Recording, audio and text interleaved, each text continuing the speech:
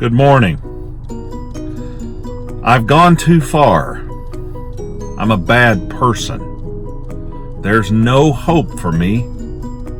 I'm just too terrible. I'm not worth saving. I'm not worth the trouble. I'm really, really bad and evil and wrong. What would God want with me anyway? Have you heard that kind of thing from anyone? I'll talk about that in just a second.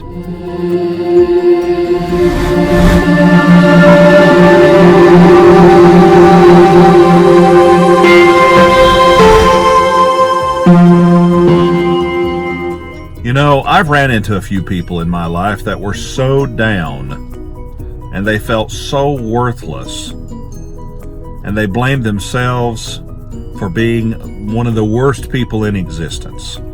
And they would say things like, you know what, I'm beyond redemption. I don't have any hope. I'm not worth the trouble. I'm so bad. You don't want anything to do with me. I'm an awful person.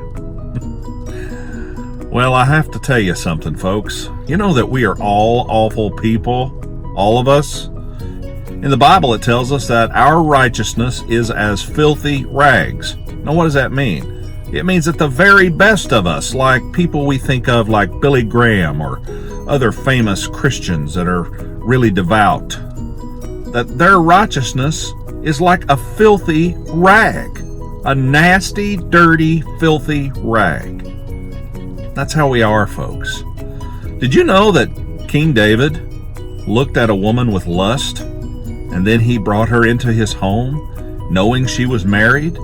And after he had gotten her pregnant, do you know that he sent out her husband, trying to fool him into taking responsibility for the child? And when he wouldn't, when he didn't realize what David was trying to do you know that he had him basically killed? In a battle, he had men pull back from him in a dangerous position, and he was killed. Then he took his wife for his own. That's not some like evil Babylonian king. That was David, King David, the man after God's own heart. Did you know that Paul, when he was Saul, used to go around persecuting and probably had a hand in killing some Christians? Did you know that Peter walked with Jesus like daily for 3 years? And then one night denied him 3 times? And I would probably call King David and Paul and Peter super Christians, right? They all were important figures in the Bible. And the Bible is filled to the brim with broken, imperfect, filthy people who do stupid things that are way worse than most of the things that we do. You know, Paul said that he was the chief of sinners, that he was the worst sinner. So when you say something like, I'm too far gone, there's no hope for me, I'm worthless, I'm not a good person, I'm just a terrible person that's not worth saving. None of us are worth saving. None of us. All of us deserve death and hell and the grave. We deserve all the awful things that should come to us, but we don't have to have those things because David repented and found grace. Saul became Paul and authored more books of the Bible than anyone else.